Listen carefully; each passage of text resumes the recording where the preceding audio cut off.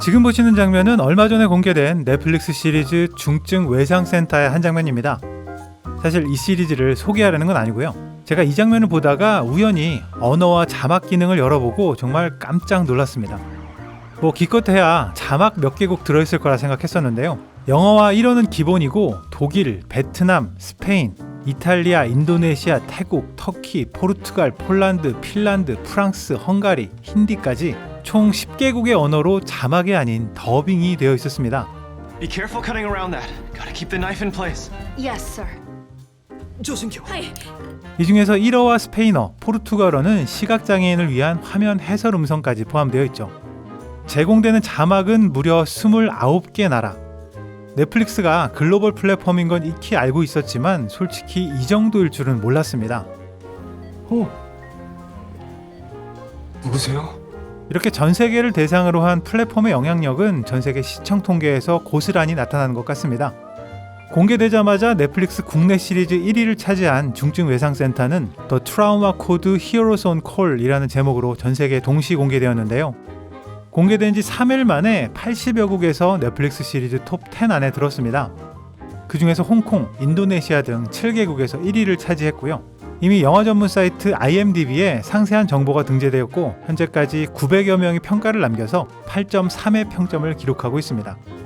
제가 이런 이야기를 드리는 이유는 넷플릭스를 홍보하거나 이 드라마가 재미있다 뭐 이런 의미는 아닙니다.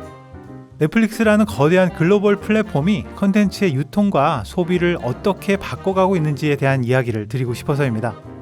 넷플릭스 하면 빼놓을 수 없는 시리즈 오징어 게임은 음성 더빙이 무려 22개국, I'm gonna tell you something and you gotta listen close. 더 글로리는 16개국입니다. 연진 까꼬이. 시리즈가 아닌 영화의 경우에 길복순, 정의 같은 넷플릭스 오리지널 영화들은 기본적으로 16개국 더빙을 지원하고 있습니다. 더 놀라웠던 점은 드라마도 영화도 아닌 예능 프로그램이었는데요. 넷플릭스 최고의 흥행작이라 할 수 있는 흑백 요리사가 10개국 언어로 더빙되어 있고요. You've worked a lot of ingredients into this dish. Yes. 피지컬백은 15개국, 얼마 전에 네 번째 시즌이 공개된 솔로 지옥도 13개국 언어로 더빙되어 있습니다. 手を差し出してくれて嬉しかったです。 넷플릭스의 메인 창에는 언어별로 찾아보기라는 메뉴를 제공하고 있습니다. 만약 영어권 시청자가 영어로 더빙된 콘텐츠를 보고 싶다 하면 His BP is stabilizing. 이렇게 다른 나라 작품이지만 영어 더빙을 제공하는 콘텐츠를 쉽게 찾을 수 있는 거죠. Miss Hong Hain, I have something I'd like to say. 똑같이 글로벌 플랫폼을 지향하고 있기는 하지만 디즈니 플러스의 사정은 많이 다릅니다. 얼마 전에 공개된 조명가게의 경우에 다수의 자막을 제공하고 있기는 하지만 음성 더빙은 영어와 에스파뇰, 포르투갈 이렇게 3개국어가 전부입니다. 무빙을 비롯한 디즈니 플러스 오리지널 시리즈 대부분이 많아야 5개국어 더빙을 지원하고 있고요. 오리지널 예능 프로그램의 경우에는 아예 더빙은 제공되지 않습니다. 국내 OTT의 경우는 뭐 말할 것도 없는데요.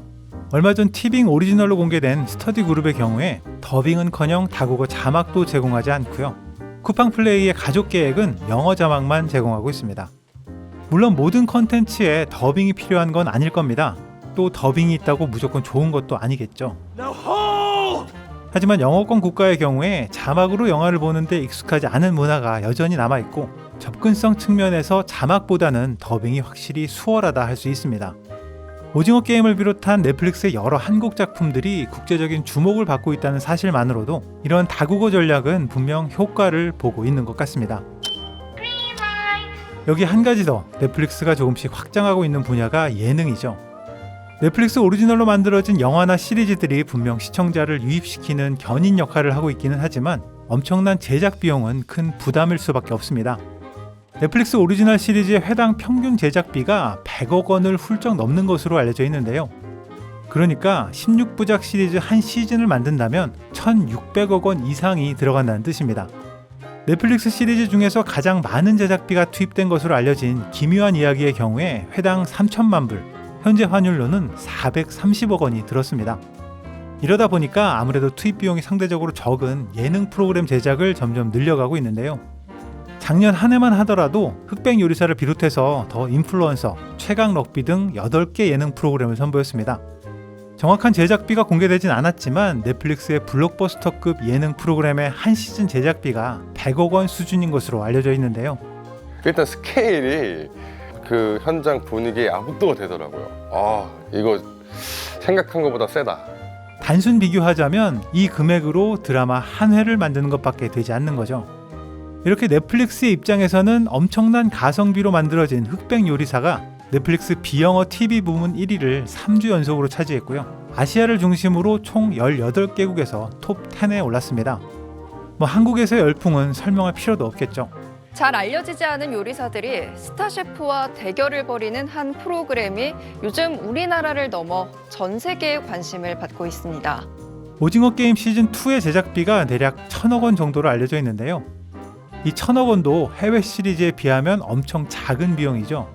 그런데 이 금액이면 흑백 요리사 같은 예능 프로그램 10개를 만들 수 있습니다. 이야, 넷플릭스가 한국 예능에 눈독을 들이지 않을 이유가 없는 거죠. 넷플릭스를 자주 보시는 분들은 얼마 전부터 넷플릭스에 큰 변화가 생긴 걸 느끼셨을 겁니다. 바로 공중파와 종편의 컨텐츠들이 대거 유입되고 있다는 점입니다. 현재 방송 중인 거의 모든 드라마를 넷플릭스에서 볼 수 있습니다. JTBC의 주말 드라마 옥시부인전, SBS 나의 완벽한 비서, TVN 별들에게 물어봐, 채널A 체크인 한양까지 방송된 바로 다음 날 새로운 에피소드가 매주 공개되고 있습니다. 특히 지난해 말에 SBS와 전략적 파트너십을 체결하면서 현재 방송 중인 대부분의 예능과 TV 프로그램들이 대거 넷플릭스에 등록되었는데요. 솔직히 TV 동물농장이나 SBS 인기가요까지 넷플릭스에서 볼 수 있게 될 줄은 정말 몰랐습니다. SBS는 넷플릭스에 컨텐츠를 제공하고 넷플릭스는 SBS의 제작을 지원하는 방식으로 상생을 도모한다고 하는데요. 만약 이런 방식이 모든 방송사로 확대된다면 조만간 우리나라 토종 OTT를 넷플릭스가 모두 대체하게 되지 않을까 걱정이 되기도 합니다. 넷플릭스는 얼마 전에 전 세계 유료 가입자 3억 명을 넘어섰습니다. 우리나라에서도 작년 기준으로 OTT 시장 39%의 점유율로 부동의 1위를 차지하고 있는데요. 시청자 입장으로서는 다양한 컨텐츠가 하나의 플랫폼에 통합될 수 있어서 더 좋을 수도 있지만 한편으로는 조금 무서운 느낌을 지울 수 없습니다.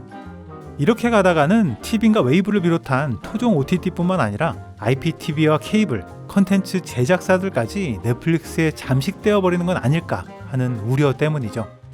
오직 넷플릭스에서 이 말이 언젠가는 독이 될 수도 있다는 걸 잊지 말아야 할 것 같습니다. 지금까지 백안도깨비였습니다.